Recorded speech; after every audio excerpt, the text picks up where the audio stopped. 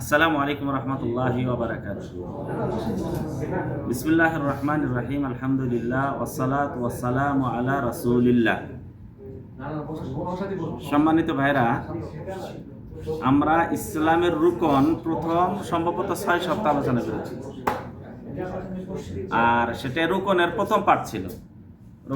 প্রথম রুকনের যে প্রথম পাঠের প্রথম অংশ ছিল 5 সপ্তাহ। আজকে আমরা আলোচনা করব ওয়া আশহাদু আন্না মুহাম্মাদান আবদুহু ওয়া রাসূলুহু।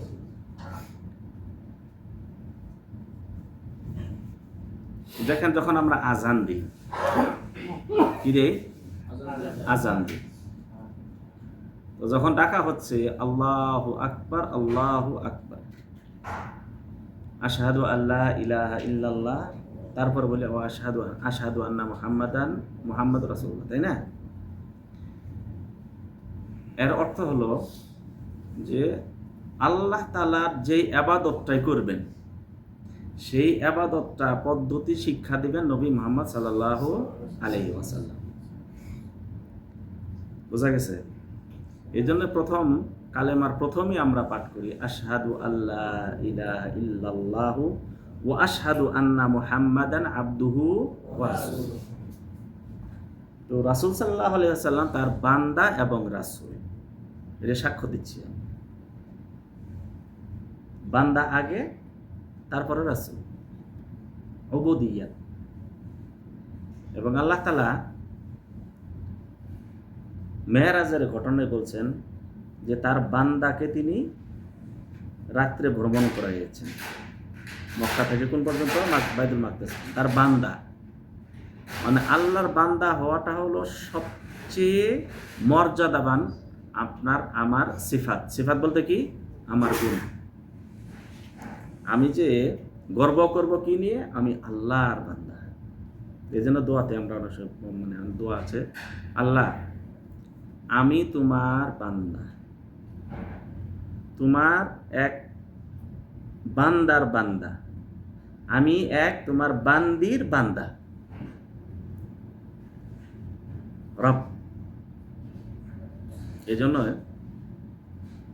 আল্লাহ নবী সাল্লাল্লাহু আলাইহি সাল্লাম বলছেন যে কোনো বান্দা যখন ভুল করার পর আল্লাহর দিকে ফেরত এসে বলে ইয়া রব, কি বলে? ইয়া রব। দেখবেন যে দুয়ার বেশিরভাগই রাব্বানা আতিনা, রাব্বানা যালামনা, তাই না? এইভাবে দোয়া করি রব। কোনো বান্দা যখন আল্লাহকে বলে ইয়া রব, আল্লাহ তাআলা বলেন এই বান্দা স্বীকার করেছে তার একজন রব আছে। বান্দা তুমি যা করেছিলে, তুমি তো গুনাহ মাফ চাচ্ছো, তুমি ক্ষমা করে দিলাম। আবার বান্দা ভুলে যায়, ইচ্ছাকৃত না কিন্তু। আবার অনেকে মনে করবে যে হাদিসটা নিয়ে ইচ্ছাকৃত ঢোকাই দিল। বোঝা গেছে? আবার ভুলে যাওয়ার পর আবার আল্লাহর কাছে দোয়া করে ইয়া রব।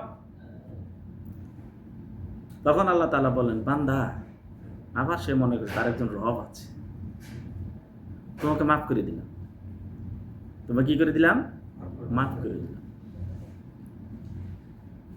তো আল্লাহর কাছে যখন আমি প্রার্থনা করতেই থাকবো, আল্লাহ তাআলা ক্ষমা করতে থাকবেন। আল্লাহ তাআলার মহান যে রহমত, সেটি সম্পর্কে আমরা একদিন আলোচনা করব। তো আজকে আমরা আলোচনা করব মুহাম্মাদুর রাসূলুল্লাহ। তো আমার ইবাদত হতে হবে কার পদ্ধতিতে? রাসূলুল্লাহ সাল্লাল্লাহু আলাইহি ওয়াসাল্লামের পদ্ধতিতে। তো এ সম্পর্কেই আজকে শেখের কাছ থেকে কিছু শুনবো। আর এতদিন যে আলোচনা করেছি 6 সপ্তাহ লা ইলাহা ইল্লাল্লাহ সম্পর্কে, সে সম্পর্কে আমরা 3 জনকে ডাকবো, 3 জনকে। ঠিক আছে? ঠিক আছে। আমাদের শেখ জাকির এখন আলোচনা করবেন মুহাম্মদ রাসূলুল্লাহ।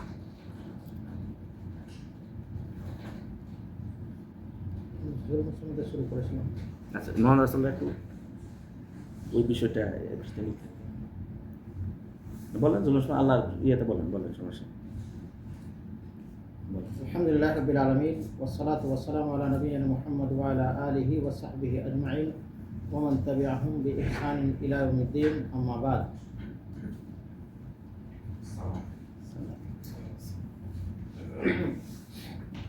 নবী সাল্লাল্লাহু আলাইহি ওয়াসাল্লাম সালাসাতু লা তুরাদ্দু দাওয়াতুহুম আল ইমামুল আদিল ওয়াস সাইমু হিনা ইফতিরু ওয়া দাওয়াতুল মাদলুম ইয়ারফাউহা ফাওকাল গমাম ওয়া তুফতাহু লাহা আবওয়াবুস সামা ওয়া ইয়াকুলু রাব্বি আযজা ওয়া জাল ওয়া ইজ্জতি লা আনসুরান্নাকা ওয়া লা বা'দা হিন। আলহামদুলিল্লাহ, শেখ তো লা ইলাহা ইল্লাল্লাহ মুহাম্মাদুর রাসূলুল্লাহ সম্পর্কে আমাদেরকে একটু ভালো দর্শ দিয়েছেন বা আপনারা শুনেছেন। আমি একদিন শুরু করেছিলাম জুলম তিন প্রকার, অন্যায় তিন প্রকার। সব থেকে বড় অন্যায় হচ্ছে শিরক, দ্বীনের সাথে, রাসূলুল্লাহর সাথে এবং আল্লাহর সাথে যে অন্যায়গুলো করা হবে সব থেকে বড় অন্যায়। তারপরে এক অপরের মানুষের থেকে আমরা অন্যায় করে থাকি, তারপর নিজের প্রতি, এই তিন প্রকার জুলম। আরও তিন প্রকার জুলম এসছে এতে। জুলম কওলি, কথার দ্বারা অন্যায় বা কথার দ্বারা জুলম ফেলি, কর্মের দ্বারা, ওয়া জুলম সুকুতি, চুপ থেকে অন্যায়। আর কোন সময় চুপ থাকলে কল্যাণ হবে, কোন সময় চুপ থাকলে অন্যায় হবে, এটাও জানতে হবে। তো জুলম কওলি হুয়া কুল্লু মা তুখরাজুল আফওয়াহ মিন কালামি বাজি কাশিতাম ওয়াল কাযাব ওয়াল গীবা। প্রত্যেকটা ওই জিনিস যেটা আমাদের মুখ থেকে বের হয়, যেটা মানুষকে কষ্ট দেওয়া। আর মানুষকে কষ্ট দেওয়া, যেন কাউকে গালি দিলাম, কিছু না হলে গালি দিলাম, অথবা তার প্রতি একটা তহমত বেঁধে দিলাম, অন্যায়ভাবে তহমত, মিথ্যা আরোপ করে দিলাম, অথবা একটা গীবত করে দিলাম। যেহেতু সে আছে তার মধ্যে গুণটা, তবু যদি তার সামনে না করে যদি পিছনে গীবতটা করে দিই, জুলমুল কওলি। আর তহমত যদি বেঁধে দিই, মিথ্যা আরোপ যদি দিয়ে দিই, জুলম কওলি। এবং যদি গালি দিয়ে দিই, অমুক বেটা তাই, অমুক বেটা হেনা তেনা করে তার পেছনে অনেক কিছু গালি দিয়ে দিলাম, জুলম কওলি। কথাগত অন্যায়। কর্মগত অন্যায় হুয়া ইজাউল আখারিন বি আসওয়াত, এমন কোনো জিনিস দিয়ে কোনো মানুষকে কষ্ট দেওয়া। পাশের রুমে আবদুল্লাহ ভাই নামাজ পড়ছে, আমি এখানে জোরে একটা ভিডিও কল লাগিয়ে দিলাম, গান লাগিয়ে দিলাম, ঢাক ঢোল বাজিয়ে দিলাম, অথবা সে নামাজ নাই পড়ুক, তার ঘুমাচ্ছে, সে এসব শুনতে ভালোবাসে না, সে যাই করুক, সে যদি পাশের রুমে ঘুমায় বা বসে থাকে সেগুলো পছন্দ করে না, আর ওকে কষ্ট দেওয়ার জন্য যদি আমি গান বাজনা লাগিয়ে দিই, এটা কর্মগত জুলম। আর রমিল আওসাক, অথবা কোনো দুর্গন্ধ জিনিস তার দরজার সামনে ফেলে দিলাম, তার সাইডে রেখে দিলাম, এমন জায়গায় জবালার এটা রাখলাম, ডিব্বাটা যে বন্ধটা যেন ওর দিকে যায়, এরকম। ওয়াসাবুল মা, অথবা পানি ফেলে, দুর্গন্ধময় পানি ফেলে। ভালো পানি ফেলেও তো মানুষ এই করে এক এক সময়ে, তাই না? তার রাস্তাতে কোনো এমন কষ্টজনক জিনিস ফেলে দিলাম যাতে সে কষ্ট পাক। তো এগুলো হচ্ছে কওলু জুলমু ফেলি, কর্মগত অন্যায়। জুলম সুকুতি হুয়া ইয়াসকুতা আলা মুনকার, এমন কাজ আপনার সামনে হচ্ছে যেটা অবৈধ, অন্যায়, ইসলামের শরীয়তের দৃষ্টিতে সেটা হারাম। আপনার শক্তি আছে সেটা বাধা দেওয়া, আপনার শক্তি আছে বাধা দেওয়ার, আপনার শক্তি আছে তাকে বলার, আপনি হক রাখেন, সেখানে যদি চুপ থাকেন তাহলে এটা হবে চুপ থেকে অন্যায়। তো এই তিনটেও জুলমের এক প্রকার। আচ্ছা, এদের আরও কিছু ভাগ আছে জুলমের, যেরকম জুলমুর রাই রাইয়াতি, কোনো কেউ যদি ছাগল গরু চালায়, ছাগলের প্রতি অন্যায় করা, তাকে বেধড়ক মারা, গরুকে কষ্ট দেওয়া, ছাগলকে কষ্ট দেওয়া, বাপ বেটাকে কষ্ট দিচ্ছে, বেটা মা বাপকে কষ্ট দিচ্ছে, স্ত্রী স্বামীকে কষ্ট দিচ্ছে, স্বামী স্ত্রীকে কষ্ট দিচ্ছে, তারপরে ছোট বড়দেরকে কষ্ট দিচ্ছে। একটা নেটে বিভিন্ন রকমের অন্যায় অত্যাচার দেখতে পাচ্ছি। আর ভিডিও করার জন্য, টিকটক করার জন্য মানুষ কি না কি করছে, কত কি ক্ষয়ক্ষতি করছে, তবু সেটাকে জুলম বা অন্যায়ভাবে ভাবে না সেটাকে। আর পুরাতন দুশ্মনী নিয়ে, ছোট্ট হয়তো একটা কোনো দুশ্মনী করেছিল কোনো এক কালে তার বাবা বা তার ভাই, এখন সেটাকে দ্বিগুণ শক্তি দিয়ে সেই অন্যায়টাকে তার প্রতিশোধ নেওয়া, এটা একটা বড় জুলম যা আমরা নেটে দেখতে পাচ্ছি। একটা হাদিস এসছে, আন আবি হুরায়রা রাদিয়াল্লাহু তাআলা আনহু قال قال رسول الله صلى الله عليه وسلم ثلاثه لا ترد دعوتهم, তিন ব্যক্তি এমন যাদের দোয়া আল্লাহ রাব্বুল আলামিন ফেরত দেয় না, আল্লাহ তাদের দোয়াকে কবুল করে নেয়। এক নম্বর হচ্ছে আল ইমামুল আদিল, ইমামুল আদিল যে একটা ইনসাফওয়ালা ইমাম, ইনসাফওয়ালা গ্রামের মুখিয়া, ইনসাফওয়ালা কোনো একটা নেক লোক, তার সে যদি দোয়া করে কারোর জন্য তার দোয়া কবুল হয়ে যায়। ওয়াসাইমু হিনা ইফতির, রোজাদার ব্যক্তি যখন সে রোজা ইফতার করে সে সময় যদি দোয়া করে। ওয়াল মাজলুম, এবং যার প্রতি অন্যায় করা হয়েছে, যে অত্যাচারিত, অত্যাচারী আরেক অত্যাচারিত, যার প্রতি অন্যায় করা হয়েছে, সে যদি অন্যায়কারীর বিরুদ্ধে যদি আল্লাহর কাছে দোয়া করে দেয় বা দোয়া করে দেয় বা সেই সঠিক বিচার চেয়ে দেয়, আল্লাহ রাব্বুল আলামিন এই তিন ব্যক্তি দোয়াকে গ্রহণ করে নেয়। আল্লাহ রাব্বুল আলামিনের কাছে দোয়া, আল্লাহ রাব্বুল আলামিন যেন আমাদেরকে ছোট বড় যত রকমের অন্যায় আছে সেই থেকে দূরে রেখে ন্যায় বিচার করার তৌফিক দেয়। আকুলু কওলি হাযা আস্তাগফিরুল্লাহ লি ওয়া লাকুম ওয়া লিসাইরিল মুসলিমিন আস্তাগফিরুহু ইন্নাহু গফুরুর রাহিম। আসসালামু আলাইকুম ওয়া রাহমাতুল্লাহি ওয়া বারাকাতুহু। মাশাআল্লাহ, মুখস্থ হয়েছে তো আপনাদের শেখের কথা, আমাদের কথা শেখের এবং আমার। একটা কথা হলো, আমরা অল্প অল্প বলবো কিন্তু মুখস্থ করে যেতে হবে, ঠিক আছে? তাহলে মুখস্থ আছে তো? জুলুম, বসে মানে চুপ থাকলেও জুলুম হয়, গালি দিলেও জুলুম হয়, কথার দ্বারাও হয়, কাজের দ্বারাও হয়, চুপ থাকলেও হয়, ঠিক আছে? এখান থেকে বেঁচে থাকবো। যাই হোক, আমরা মুহাম্মাদুর রাসূলুল্লাহ, মুহাম্মাদুর রাসূলুল্লাহ, তার জীবন এটাও আমাদের জানার দরকার। কি দরকার? তার জীবন এটাও জানার দরকার। রাসূলুল্লাহ সাল্লাল্লাহু আলাইহি ওয়াসাল্লাম, তার নাম কোরআনে 4 বার আসছে। কয়বার? কয়বার? 4 বার। তিনি হজ করেছেন কয়বার? একবার। উমরা করেছেন কয়বার? 4 বার। উমরা কয়বার করেছেন? 4 বার করেছেন। উনি মৃত্যুবরণ মানে দুনিয়া আসার আগেই 6 মাস গর্ভবতী অবস্থায় তার পিতা মারা গেছে। তার নাম ছিল কি? আব্দুল্লাহ। 6 বছর বয়সে তার মা মারা গেলেন। তার মার নাম কি ছিল? আমেনা। পিতার নাম আব্দুল্লাহ। তার নানার বাড়ি ছিল কোথায়? মদিনা। নানার বাড়ি কোথায়? বাপের বাড়ি কোথায়? মক্কা। আচ্ছা, দুধমার বাড়ি কোথায়?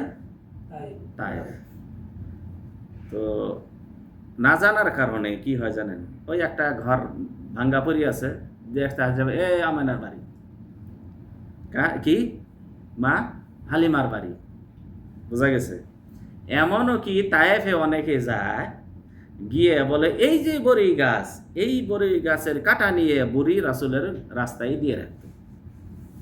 আচ্ছা, কত দূর? কোন দেখি 80 কিলোমিটার, তাই না? তাইফ থেকে মক্কায়। আচ্ছা, তখনও কি 80 কিলোমিটার ছিল? আর বেশি ছিল, রাস্তা আরো বেশি ছিল, পাহাড় দিয়ে ঘুরে ঘুরে কিন্তু পাহাড় কাটে বানাইছে। আচ্ছা, ওই বুড়িকে এই জন্য কি ওই ওখান থেকে কয়েকদিনের রাস্তা এসে এখান থেকে কাটা নিয়ে যেত? বিবেক অত একটা দরকার না, এখান থেকে কাটা নিয়ে যেত। তায়েফ থেকে মক্কাতে বড়ি গাছ ছিল না একটাও, কোন দেখি? আর দেখবেন যে কিছু মানুষ আছে, কই আমি অনেকবার হজ করেছি, মুআল্লিম, ও এটা প্রচার করছে। আর 1400 বছর, 1450 বছর আগের বড়ি গাছ এখনো বলা আছে, বোঝা গেছে? তো ওগুলি না জেনে রাসূলের সঠিক ইতিহাস জানবো। রাসূল সাল্লামের পিতা মারা যান কখন? 6 মাস পেটে। মা মারা যান কখন? 6 বছর বয়সে। তার মা গেছিলেন কোথায়? তার নানার বাড়ি। কোথায় গেছেন? নানার বাড়ি গেছেন। প্রতিমধ্যে স্বামীর কবরটাও জিয়ারত করবেন। প্রতিমধ্যে কি করবেন? স্বামীর কবরটাও জিয়ারত করবেন। না না না না, স্বামীর কবর জিয়ারত না, গেছেন মার বাড়িতে, রাসূলের নানার বাড়িতে। তার সাথে ছিলেন উম্মে আইমান। কে ছিলেন? উম্মে আইমান, গুরুত্বপূর্ণ একজন ব্যক্তি। রাসূলের ইতিহাসের, রাসূলের সিরাতে গুরুত্বপূর্ণ একজন মহিলার নাম কি? উম্মে আইমান, মানে আব্দুল্লাহ তার বাড়ির কাজের মেয়ে, বোঝা গেছে? তাকে নিয়েই গেছেন কোথায়? নানার বাড়িতে। রাসূলের মা গেছেন বাপের বাড়িতে। বাপ মায়ের বাড়িতে। রাসূল গেছেন কার বাড়িতে? না নানির বাড়িতে। ফেরার পথে আবওয়া নামক জায়গায় অসুস্থ হয়ে তিনি মৃত্যুবরণ করেন। সেখানে তাকে কবরস্থ করা হয়। কাকে? আমেনা কে? তখন তাকে নিয়ে আসেন কে? আগে উত্তর করো। তাকে কে নিয়ে আসেন? উম্মে আইমান ফেরত নিয়ে আসেন কোথায়? মক্কাতে। এরপর দায়িত্বভার নেন তার দাদা। দাদার নাম কি? Abdul Muttalib. তো এরপরে তিনি 8 বছর বয়সে তিনিও মৃত্যুবরণ করেন। কে মৃত্যুবরণ করেন? দাদাও মৃত্যুবরণ করেন। তারপরে দায়িত্বভার নেন আবু তালেব। কে? চাচা। চাচা আর একটা সম্পর্ক আছে, কে বলতে পারবেন?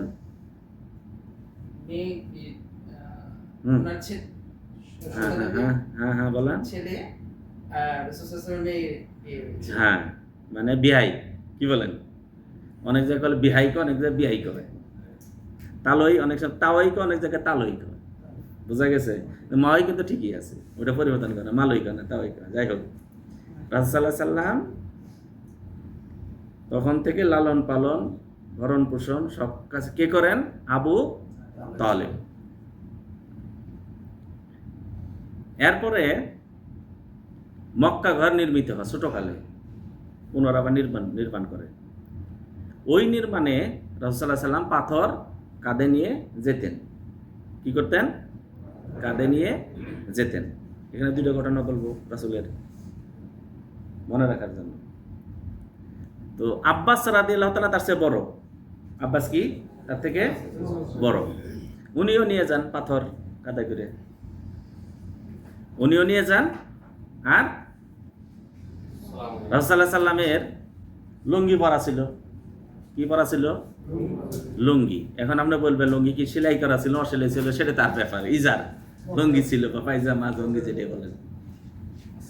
রাসূল সাল্লাল্লাহু আলাইহি সাল্লাম ছোট। রাসূল সাল্লাল্লাহু আলাইহি সাল্লাম কি? ছোট। তো লুঙ্গিটা বলছে যে এখানে কাঁধে তো হয়ে যাচ্ছে, ব্যথা পাচ্ছ ভাতিজা। আব্বাস রাদিয়াল্লাহু লুঙ্গিটা খুলে কাঁধে দিছে যাতে করে পাথরটা নেয়, যাতে ব্যথা হয়। রাসূল সাল্লাল্লাহু আলাইহি সাল্লামের চোখ আকাশের দিকে লাল হয়ে পড়ে গেছে। এত লজ্জা তিনি করতেন। ছোট বাচ্চা, এত লজ্জা তিনি করতেন। এটা মুখস্থ হলো তো আপনাদের।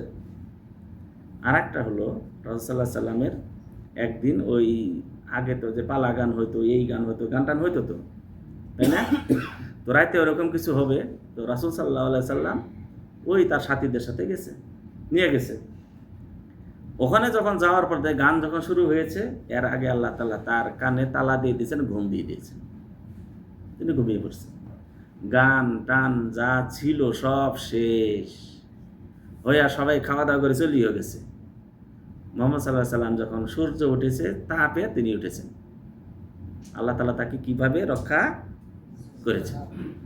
দুইটা ঘটনা মনে থাকবে তো? একটা কিসের? ওই যে লুঙ্গির। আবার তা কাবা ঘর কিন্তু আবার নির্মিত হয়েছে, এটা প্রাথমিক নির্মিত রাসূলের জীবনে। তো এই দুইটা ঘটনা। তো মুহাম্মদুর রাসূলুল্লাহ যখন আমি স্বীকার করব মুহাম্মদ সাল্লাল্লাহু আলাইহি ওয়াসাল্লাম আল্লাহর বান্দা এবং রাসূল, তাহলে আমাকে আপনাকে একটা বিষয় লক্ষ্য রাখতে হবে, আমার ইবাদত যেই পদ্ধতিতে করব সেই পদ্ধতি রাসূল থেকেই নিতে হবে। রাসূলের জীবনী আমরা কোথায় গিয়ে ঠিকলাম? তার দাদা মৃত্যু পর্যন্ত। সামনের আমরা আলোচনা করব, সামনের আমরা তার জীবনী শেষ করব ইনশাআল্লাহ। 2 সপ্তাহ, 2 হোক 3 হোক, যাই হোক। তো রাসূলুল্লাহ সাল্লাল্লাহু আলাইহি ওয়াসাল্লাম যা করেছেন, পরিমাণ যা দিয়েছেন ওই পরিমাণই করতে হবে। পদ্ধতি যেভাবে দিয়েছেন ওই পদ্ধতিতেই করতে হবে। সংখ্যা যতটুকু দিয়েছেন ওই সংখ্যাটা অতটুকুই নিতে হবে। বোঝা গেছে? রাসূল সাল্লাল্লাহু আলাইহি সাল্লাম যে সময় নির্ধারণ করেছেন সময়টা ওইভাবেই নিতে হবে। এখন কেউ যদি উমরাতে আসে বাংলাদেশ থেকে, উমরাতে আসার পরে মনে করলো যে আরাফাতে অবস্থান, মুজদালিফাতে অবস্থান, মিনাতে অবস্থান, কঙ্কর নিক্ষেপ, তোয়াফ, সাই এখনই করি যে হজ হয়ে যাবে, হবে নাকি? সময় আসতে হবে, সময়টা কাটতে নিতে হবে, রাসূল সাল্লাল্লাহু আলাইহি সাল্লাম থেকেই নিতে হবে। আর যদি না হয় তাহলে আপনার জীবনে সব কিছু, একটা কথা মনে রাখবেন, সেটা হলো যে আবাদতটা করব রাসূলের পদ্ধতিতে করতে হবে। আমার কাছে ভালো মনে হইতে পারে, আমার ভালোটাই কি না ভালো না, ভালো কে বলতে হবে? রাসূলুল্লাহ সাল্লাল্লাহু আলাইহি ওয়াসাল্লাম। এখন প্রত্যেক সালাতের পরে আমরা হাত তুলে মোনাজাত করব সবাই মিলে, এটা তো ভালো কাজ, কিন্তু রাসূল যে করেননি। পদ্ধতিটা কার না? রাসূলের না। পদ্ধতিটা কার না? রাসূলের না। আল্লাহ নবী সাল্লাল্লাহু আলাইহি সাল্লাম বলছেন, তুমি যতবার সেজদা করবে আল্লাহ তোমার মর্যাদা বৃদ্ধি করবেন। কিন্তু এই সেজদা যদি আমি কবরের সামনে গিয়ে করি, কবরস্থানে যদি করি, হবে? রাসূল সাল্লাম অনেক জায়গায় সালাত আদায় করতে নিষেধ করেছেন, ওই জায়গাতে আমি সালাত আদায় করলাম, তো সেজদা তো ঠিকই হলো, কিন্তু কবুল বা পদ্ধতি নিতে হবে কার থেকে? রাসূলুল্লাহ সাল্লাল্লাহু আলাইহি ওয়াসাল্লামের কাছ থেকেই আমাকে নিতে হবে। যদি না নেই তাহলে কোনো ইবাদত কবুল হবে না। এটা মনে রাখবেন, সব ক্ষেত্রেই দেখবেন। কোন ক্ষেত্রে? সব ক্ষেত্রেই দেখবেন। আর একটা কথা মনে রাখবেন, রাসূলুল্লাহ সাল্লাল্লাহু আলাইহি ওয়াসাল্লামের পদ্ধতিতেই আপনার শান্তি নিহিত রয়েছে, অন্য কোথাও যত ভালো করে শান্তি নিহিত নাই। শান্তি কোনটাতে আছে? রাসূলের পদ্ধতিতে। ঘুমে যান। এতদিন বলছে যে বাম কাতে ঘুমাইতে হবে, অনেক ব্যাখ্যা দিয়েছে ডাক্তাররা, বিজ্ঞানীরা, তাই না? কিন্তু আমরা মুসলমান কি বলছি? আমার রাসূল বলেছেন ডান কাতে শয়ন করতে, এটাই চূড়ান্ত। এটা কি? আর এর ভিতরে যে শান্তি আছে এটাও চূড়ান্ত। এটাও কি? চূড়ান্ত। এখন বিজ্ঞানীরা বলে না, রাসূলের কথাই ঠিক, মুসলমানদের কথাই ঠিক। কেন? বলছে যে আপনার হার্ট বাম পাশে, হার্ট কোন পাশে? বাম পাশে। খাদ্য যখন গ্রহণ করবেন পেট ভারী হবে, যখন বাম খাতে শুইবেন হাড়ের উপর খাদ্যের ভারটা পড়বে, পড়ার কারণে কি হাড়ের সমস্যা হবে। আপনি ব্যাখ্যা করি বলছেন, আমরা মুসলমান ব্যাখ্যা করি কোনে? রাসূল বলেছেন, বাস চূড়ান্ত। রাসূল বলেছেন কি? চূড়ান্ত। তো রাসূলুল্লাহ সাল্লাল্লাহু আলাইহি ওয়াসাল্লাম যখন আপনাকে আমাকে কোনো নির্দেশ বা কোনো সুন্নত আপনার জন্য জারি করেছেন, তো আপনাকে জানতে হবে এর ভিতরে কল্যাণ নিহিত রয়েছে। আমি বুঝি আর না বুঝি, কল্যাণ আছেই আছে। সেই কল্যাণটা আমরা এতদিন মেনে আসছিলাম, করোনার সময় এখন গায়ের মসজিদ সবাই সেটা মানে। কি করে? রাসূল বলছেন যে 5 বার ওযু করবে, যদি তাহলে কি করবে? রোজা অবস্থা যদি না হয়, বেশি বেশি গড়গড়া করবে, পানির নাকে তো পানি নিবে, নাকে পানি নিবে আবার ঝেড়ে ফেলবে, নাকে পানি নিবে আবার ঝেড়ে ফেলবে, গড়গড়া করে ওযু করবে। আর রাসূল সাল্লাল্লাহু আলাইহি ওয়াসাল্লাম বলছেন 10টি ফিতরাত রয়েছে, সুন্নাত রয়েছে, তার ভিতরে একটা হলো গুসলুল বারাজিন, এই যে মাঝখানে গেলে ভালো করে ধৌত করা। কি করা? ভালো করে ধৌত করা। করোনা সবাই বলছে যে ওরা বলে না রাসূল সুন্নাত মানি, বলছে এইভাবে মানতে হবে। রাসূল তো আগেই শিক্ষা দিয়েছেন, রাসূল তো আগেই শিক্ষা দিয়েছেন। তাহলে আমরা যেই আবাদতটি করব, এখন আপনি মনে করেন আমি মূর্খ মানুষ, এত কিছু বুঝি নাকি, হুজুর যা কইবে তাই। কি করবে? হুজুর যা করবে তাই, ইমাম সাহেব যা বলবেন তাই, আমি মূর্খ মানে কিছু বুঝি না। তো যখন আপনি কাউকে জিজ্ঞাসা করবেন, আল্লাহ তাআলা নীতিমালা দিয়েছেন। নীতিমালা কি? দলিল সহকারে দিতে হবে আপনাকে উত্তর। কি সহকারে? বিল বাইয়িনাতি ওয়াজ জুবুর। দলিল প্রমাণ সহকারে আপনি কি উত্তর চাইতে হবে। এখন আমি বললাম, হুজুর সবে বরাত পালন করা কি জায়েজ? আরে করে আসছে কত মানুষ, মানে আপনি একটু চিন্তা করলেন না যে হুজুর যে বললেন, আপনার সাধারণ মানুষ, এরপর আমরা চিন্তা করলেন না যে বললেন যে আমরা তো কোরআনে পড়ছি ইন্না আনজালনাহু ফি লাইলাতিল কদর, লাইলাতুল কদরে আল্লাহ কোরআন নাযিল করছে। আচ্ছা, তো লাইলাতুল কদর কোথায় এটাও জানি না, মূর্খ মানুষ আমি। আল্লাহ তাআলা বলছে শাহরু রমাদান আল্লাযী উনজিলা ফীহিল কোরআন, রমজানে মাস, সেই মাসে কোরআন নাযিল হয়েছে। তাহলে সবে কদর কখন হবে? রমজানে নাকি শাবানে? এখন টাইনে হিসরে যে আপনারা মানে নিয়ে আসলেন, উনি আপনাকে দলিল দিয়ে দিলেন যে সবে বরাতে নাজিল হয়েছে, তাই বললেন না? কিন্তু আপনি সাধারণভাবে এতটুকু চিন্তা করলেন না যে কোরআন তো নাজিল হয়েছে রমজান মাসে, লাইলাতুল সবে বরাতে হয় কেমনে? এতটুকু যদি আপনি যদি চিন্তা না করেন, আর কিয়ামতের দিন যদি বলেন যে না হুজুররা কইছিল মানছিলাম, আল্লাহ কি মানবেন? কি বলেন, মানবেন? কেউ ভুল হয়ে গেছে, তাই আল্লাহ মানবেন নাকি? ফেরেশতারা মানবেন নাকি? কি বলেন? সাবধান হতে হবে।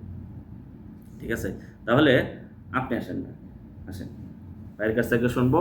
আমরা লা ইলাহা কালেমার সঙ্গে 6 সপ্তাহ আলোচনা করেছি, তারই কিছু সারসংক্ষেপ ভাইয়ের কাছ থেকে শুনবো। নাম বলবেন, তারপর শুরু করবেন। মোহাম্মদ শহীদুল ইসলাম শহীদ।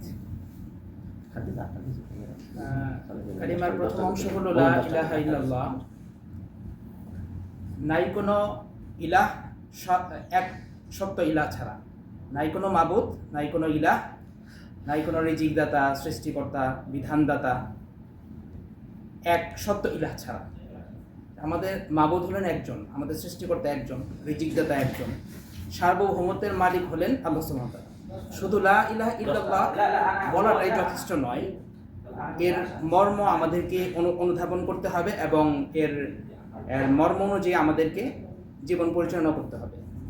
যেমন আমরা অনেক সময় লা ইলাহা ইল্লাল্লাহ বলি, না বুঝেই পড়ি, জিকির করতে থাকি, কিন্তু আমি নামাজের সময় নামাজ আদায় করি না, আল্লাহ তাআলার যে বিধান, এই বিধান আমি মানি না, তাহলে এর মর্ম আমি উপলব্ধি করতে পারি নাই এবং আমি সঠিকভাবে আল্লাহ যে আমার মালিক, প্রভু, সৃষ্টিকর্তা, বিধানদাতা, এগুলো আমি বুঝতে পারবো না। শুধু আমি মনে করতেছি যে লা ইলাহা ইল্লাল্লাহ এটা শুধু জিকির করলে মনে হয় আমি পার পেয়ে যাব, কিন্তু এর মর্ম অনুধাবন করতে হবে। আছে হাদিসে লা ইলাহা ইল্লাল্লাহু মুহাম্মাদুর রাসূলুল্লাহ যে একবার পড়লো সে ইনশাআল্লাহ জান্নাতে চলে যাবে। কিন্তু এক সাহাবী এরকম হাদিস শুনেছেন নবী সাল্লাল্লাহু আলাইহি ওয়াসাল্লামের কাছ থেকে, কিন্তু পরে হযরত ওমরের সাথে দেখা বলছে, তুমি যে এইভাবে প্রচার করো যে লা ইলাহা ইল্লাল্লাহু মুহাম্মাদুর রাসূলুল্লাহ যে একবার বললো সে জান্নাতে চলে যাবে, তো মানুষ তো এরকম কি লা ইলাহা ইল্লাল্লাহু মুহাম্মাদুর রাসূলুল্লাহ বলবে আর সে অন্যান্য আমল সব বাদ দিয়ে দিবে, যে আমি তো জান্নাতে চলেই যাব। তো লা ইলাহা ইল্লাল্লাহ মানে হইলো যে আমি সব কিছু করব আল্লাহর হুকুম অনুযায়ী করব, আল্লাহ আমার সৃষ্টিকর্তা, রিজিকদাতা, জীবন বিধানদাতা, সব কিছু করবো আল্লাহর হুকুম অনুযায়ী করবো। আল্লাহর হুকুম কোথায় লেখা আছে? পবিত্র কোরআনে লেখা আছে। এজন্য আমাদেরকে লা ইলাহা ইল্লাল্লাহ মর্ম বুঝতে হবে, উপলব্ধি করতে হবে এবং সেই অনুযায়ী নিজের জীবনকে পরিচালনা করতে হবে। মহান আল্লাহ সুবহানাহু ওয়া তাআলা আমাদেরকে যেন বুঝতে সাহায্য করে। মাশাআল্লাহ, মাশাআল্লাহ। পাঠ করব, তাহলে ওজনটা কত বড় হবে এখান থেকে বলো। ওজন কত বড়? কত ওজন লা ইলাহা কালেমার ওজন কত বড়? ওজন, হ্যাঁ, কে বলতে পারবেন? হাত উঠাবেন আগে। জি বলেন ভাই, বলেন। লা ইলাহা ইল্লাল্লাহ ওজন হচ্ছে 7 আসমান জমি সমস্ত কিছু এক পাল্লায় দিলেও লা ইলাহা। মাশাআল্লাহ, মাশাআল্লাহ। তাহলে যদি আল্লাহ ছাড়া যত সৃষ্টি আছে এক পাল্লায়, লা ইলাহা কালেমায় এক পাল্লায় ভারী হবে। তাই লা ইলাহা কালেমা আপনাদেরকে বলছিলাম কমপক্ষে 10 বার করে প্রতিদিন পাঠ করবেন। পড়েন আপনারা? পরিকল্পনা করতে হবে ভাই। আমরা 2টা আমলের কথা বলছিলাম। কয়টা আমল করবেন প্রতিদিন? কয়টা আমল? কালেমা লা ইলাহা ইল্লাল্লাহ কমপক্ষে 10 বার পাঠ করবেন, আর সূরা ইখলাস কমপক্ষে 3 বার পাঠ করবেন। কয়বার? কমপক্ষে। আমল করেন কিনা ভুলে যান? করেন, আলহামদুলিল্লাহ।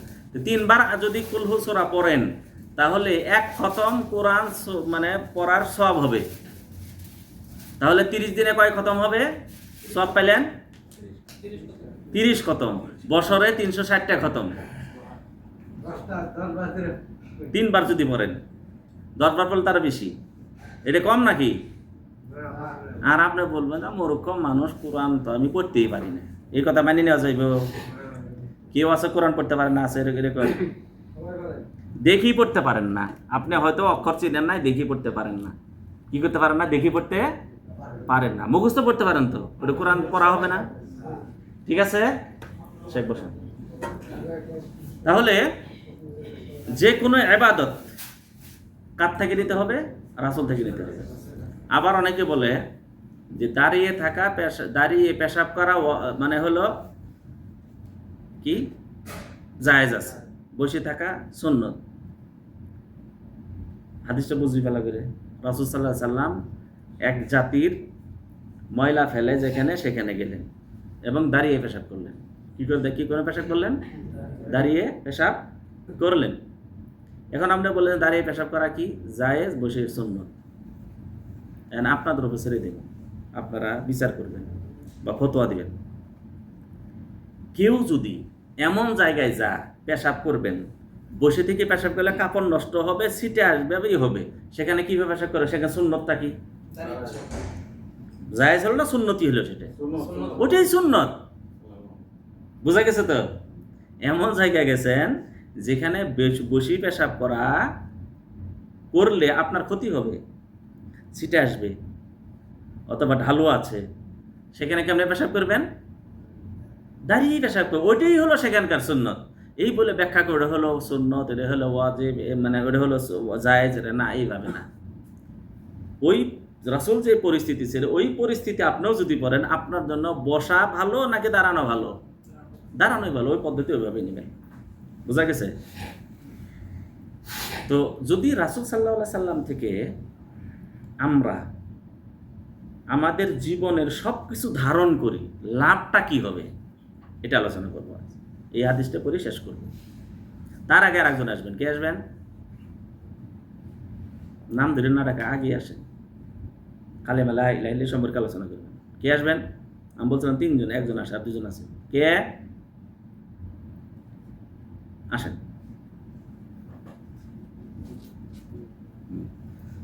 বসেন। আসসালামু আলাইকুম। আমার তেমন কোনো এলেম বা জ্ঞান এর ধরনের কিছু নাই, যতটুকু লা ইলাহা ইল্লাল্লাহ মুহাম্মাদুর রাসূলুল্লাহ সাল্লাল্লাহু আলাইহি ওয়াসাল্লাম। লা ইলাহা ইল্লাল্লাহ বলতে আমরা বুঝি আল্লাহ ছাড়া সত্য কোনো মাবুদ নাই এবং তিনি এক অদ্বিতীয় এবং সমস্ত কিছুই ওনার দ্বারা পরিচালিত, ওনার দ্বারা নিয়ন্ত্রিত, এবং আমরা বাতিল মাবুদকে অস্বীকার করাটাও এদের পর্যায়ে পড়ে। মাশাআল্লাহ, মাশাআল্লাহ, একবারে সংক্ষিপ্ত অনেক কিছু বলে ফেলছেন। মাশাআল্লাহ, একেবারে ভিতর থেকে মাশাআল্লাহ বলে, আমি ওরকম বুঝি না। মাশাআল্লাহ।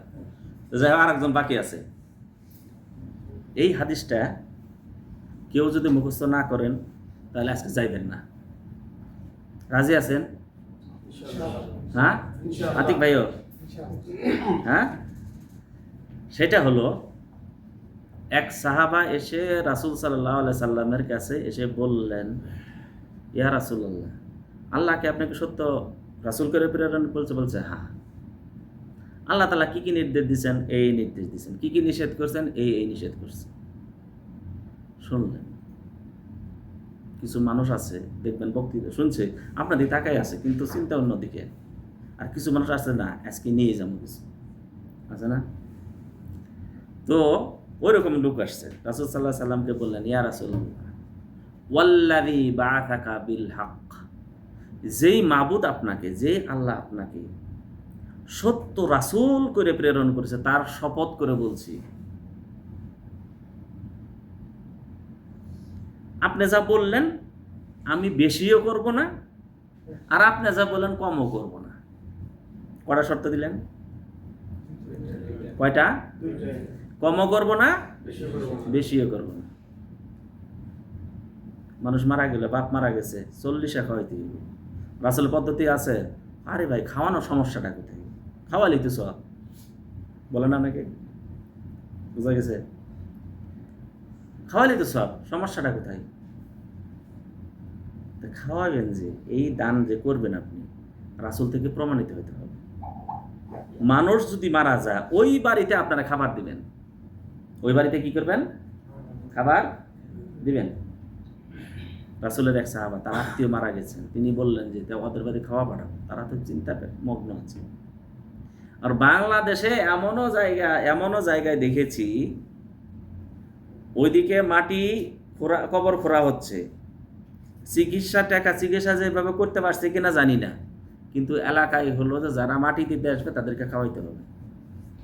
যদি ধনী হয় গরু জবাই, আর যদি আরো কম হয় মাছ, আর যদি না হলেও শাক মানে খিচুড়ি হোক খাওয়াইতে হবে। এটাকে বলে মাটি আল দাওয়াত। কি দাওয়াত? খাওয়াইতে হবে। তারপর 3 দিনে, 7 দিনে, 40 দিনে, আরো কত কিছু তো আছেই। ঠিক আছে? তো আমরা কার থেকে নেব? রাসূলের থেকে। কমও করব না, ইয়ে করব না, বেশিও করব না। রাসূল বলেছেন যার বাড়িতে মারা গেছে ওই বাড়িতে আপনারা খাদ্য নিয়ে যাবেন। এটা হলো রাসূলের নির্দেশ। আর আমরা কি করি? খাওয়াইতে হবে। তো এগুলি থেকে আমাদের বেরিয়ে আসতে হবে। রাসূল সাল্লাল্লাহু আলাইহি সাল্লাম কি বললেন? রাসূল সাল্লাল্লাহু আলাইহি ওই ব্যক্তি কি বললেন? ইয়া রাসূলুল্লাহ, আপনি যা বলছেন, 1 নম্বর হলো আল্লাহর শপথ করলেন, 2 নম্বর কি স্বীকৃতি দিলেন? ওয়াল্লাযী বাআসাকা বিল হক, ওই আল্লাহর শপথ করছে যিনি আপনাকে সত্য রাসূল বলে মানে কি করে প্রেরণ করেছেন। আমি কমও করব না, বেশিও করব না।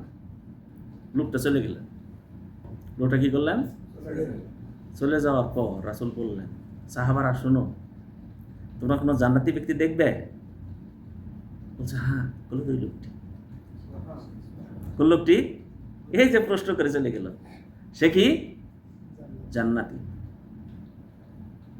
তো কি শর্ত দিয়েছিলেন? কমও করব না, বেশি। আমি পারবো, আপনি পারবেন? কি বলেন? চেষ্টা করবেন? হ্যাঁ, কমও করব না, বেশিও করব না। আচ্ছা, আর একটা প্রশ্ন করি। জুম্মার সালাতের আগে কয় রাকাত সালাত আদায় করবেন আপনি? আপনি বলেন। শুধু 2 রাকাত। আচ্ছা, আপনি এখানে কে প্রথম বলেন? নির্দিষ্ট। আর 4 রাকাত। আর অসংখ্য। আর এখানে না আগে আপনি ভাই দুই করে পড়া যায়। রাজশাহীর নামটা ভুলে গেছি আপনার। 2 রাকাত নাম। আচ্ছা শোনেন, রাসূল সাল্লাল্লাহু আলাইহি সাল্লাম বলছেন যারা জুম্মাতে গেল, আল্লাহ তার যতটুকু লিখে রেখেছে নামাজ পড়তে থাকলো। 2 রাকাত নামাজ পড়লেন, আবার একটু কোরআন পড়লেন, আবার 2 রাকাত নামাজ পড়লেন। আপনি গেছেন 9টার সময়, কটার সময় গেছেন? কোরআন পড়লেন, আবার সালাত পড়লেন, 2 রাকাত পড়লেন, আবার 2 রাকাত পড়লেন। এই পড়তেই আছেন আপনি। পড়তে আপনি ধরেন 120 রাকাত পড়তে পারেন, সমস্যা নেই। দেখুন জুম্মার আগে। কখন? জুম্মার আগে। তো জুম্মার নামাজের একটা আমল দিব, যদি আপনারা করতে চান তাহলে বলবো, না হলে দরকার নেই। ওনারা তফসিল হয় না। সেটা হলো ফজিলতটাকে জানেন। একটা কদমে 1 বৎসর রাত্রি জেগে ইবাদত, 1 বৎসর রোজা রাখার সওয়াব পাবেন এক কদমে। ওই আমলগুলি করলে সহজ আমল। আপনার মসজিদ যদি 1000 কদম দূরে হয়, তাহলে 1000 বৎসর রোজা রাখলে, সারা লাগাতার রোজা রাখলে, এবং 1 বৎসর পর রাত্রে উঠে ইবাদত করলে, তাহাজ্জুদে শুধু ইবাদত না, তাহাজ্জুদ করলে মানে কোরআন তেলাওয়াত, দোয়া করলেন, বোঝা গেছে তো, গবেষণা করলেন, 1 বৎসর প্রতি কদমে 1 বৎসর করে রোজা এবং রাত্রি জেগে ইবাদত করার সমতুল্য সওয়াব পাবেন। 1000 দূর মানে 1000 কদম দূরে দিলে 1000 বৎসরের। কম নাকি? অল্প মনে হলো? আচ্ছা, কি করতে হইব? গোসল করতে হবে। গোসল যদি না করতে পারেন, শীতের কারণে পবিত্র ভালো করে ওযু করবেন, ওযু করুন বাড়ি থেকে। বোঝা গেছে? সকাল সকাল মসজিদে যাইবেন। সকালে কড়াই বলা হয়েছে, সেটা রাসূল বলেন না। সবার আগে না, এমন আমরা আগে 100 জন গেছে, আমরা তাড়াতাড়ি গেছেন, যান তাড়াতাড়ি তাড়াতাড়ি যাবেন, পবিত্র অর্জন করবেন, তাড়াতাড়ি যাবেন, হেঁটে যাবেন।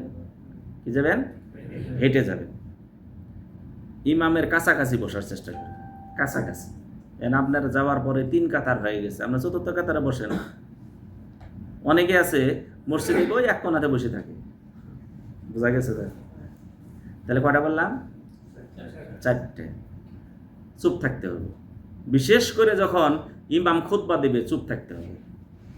কি করতে হবে? চুপ থাকতে হবে, খুতবা শ্রবণ করতে হবে। 6টা। ওইটা 1 নম্বর, গোসল করবেন, পবিত্রতা অর্জন করবেন। আবার এমন মনে করেন না যে গোসল করতেই হবে, না, গোসলের পরিস্থিতি থাকলে করবেন। 2 নম্বর, তাড়াতাড়ি যাবেন, সকাল সকাল। 3 নম্বর, হেঁটে যাবেন। 4 নম্বর, ইমামের কাছাকাছি যাইবেন। 5 নম্বর, চুপ থাকবেন। 6 নম্বর হলো খুতবাটা ভালো করে শুনবেন। যদি এরকম হয় 6টা, তাহলে আল্লাহ তাআলা প্রতি কদমে 1 বৎসর রোজা রাখা, 1 বৎসর রাত্রি জেগে আবাদতের সমতুল্য সওয়াব দান করবেন। আপনার যদি 100 কদম দূরে থেকে আসেন, কত? 1 জুম্মাতে কত বছরের সওয়াব পেলেন? 100 বছর। আমরা অনেকে মনে করি যাই কোনো রকম গিয়ে পাইলি এলো সালামের আগে। জি ভাই বলেন। শোনার ক্ষেত্রে আপনি যেটা বললেন সেটা আমার একটু দ্বিমত আছে। বলেন। অনেক সাইডেরা বলে, আমি জি বলেন। আরবি খুতবার আমি কিছুই বুঝি না, ওর আমি কি কি ফায়দা নিব? আচ্ছা বসেন, ঠিক আছে। আমার আরবি তো বুঝলামই না, বাংলা খুতবা আসল হলো বাংলা খুতবা দেওয়া, কিন্তু আরবি যেখানে দিচ্ছে সেখানে আমরা চুপ করে শুনবেন। কি করবেন? আর কিছু করার নেই। কি করবেন? একদম চুপ করে শুনবেন। পাশে একজন মোবাইল নিয়ে করতেছে, খুতবা হচ্ছে, মোবাইল নিয়ে আপনি এই মোবাইল এটাও বলতে পারবেন না। একজন কথা বলতেছে, এই চুপ করো, এটাও বলা যাবে না। তাহলে জুম্মার নামাজের আলাদা যে ফজিলত থেকে আপনি মানে জুম্মার নামাজ হবে, কিন্তু আলাদা ফজিলত থেকে আপনি বঞ্চিত হলেন। আরবিতেও যদি খুতবা দেয় তবু আপনি শুনবেন, চুপচাপ শুনবেন, ঠিক আছে? আর দেশে যখন যাইবেন পারতপক্ষে চেষ্টা করে এটা দূরে হলো যেখানে বাংলা খুতবা দেয় সেখানে যাবেন। কেন? একটা খুতবাতে একটা অনেকগুলি বিষয় সম্পর্কে আমরা জেনে আসবেন, ঠিক আছে? তাহলে আমলটা করবেন তো? হ্যাঁ, তাহলে যেই হাদিসে আসছিলাম রাসূল বলছেন আমি এর থেকে, রাসূলকে বললেন আমি এর থেকে কমও করব না বেশিও করব না। আজকেও যদি আপনি হাদিসে আমল করতে পারেন আপনিও জান্নাতি, কেন? রাসূল সুসংবাদ দিয়েছেন।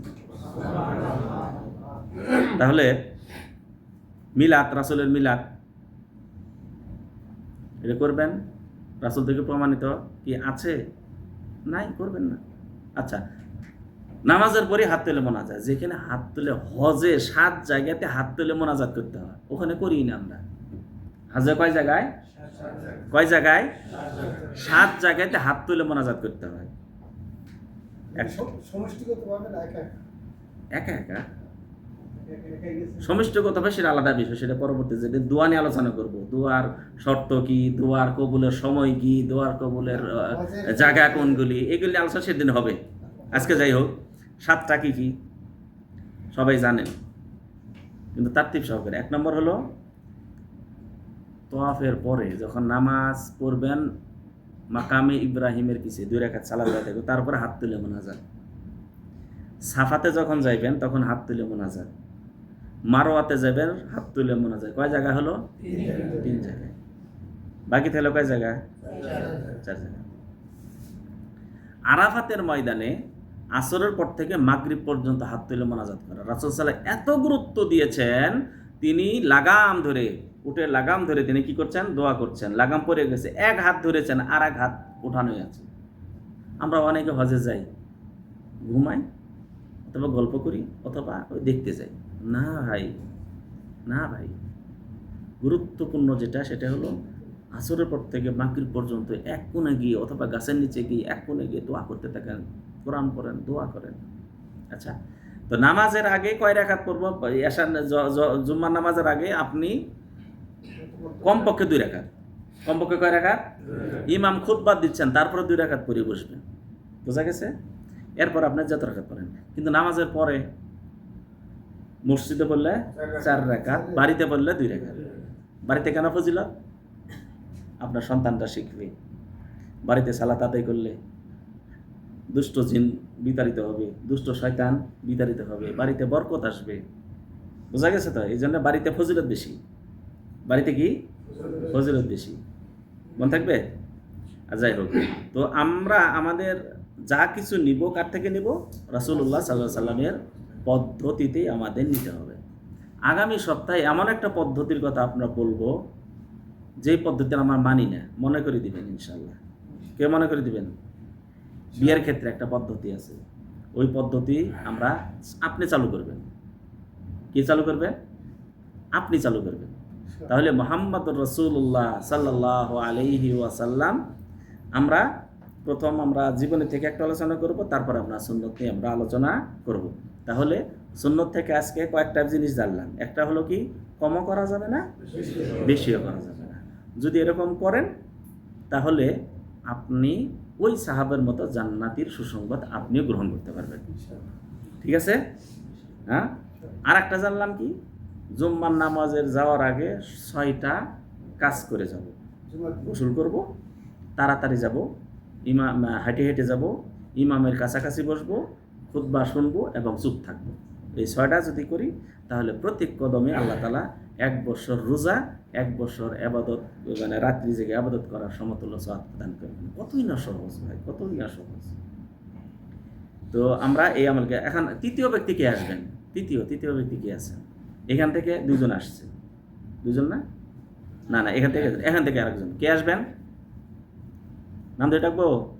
লিটন বলবে কি, আমি তো আসি না ঠিকভাবে, দেরি করে আসি, আমি যাব না। আর মান্নান কই বোঝেন, আমি লিটনের পাশে বসছি, আমি যাইতাম না। তাহলে কে আসবে? নাম ধরে ডাকবো? নাম ধরে ডাকলে আতিক ঘরে ডাকতে হয়। হ্যাঁ, আসেন আমাদের আতিক। আসসালামু আলাইকুম।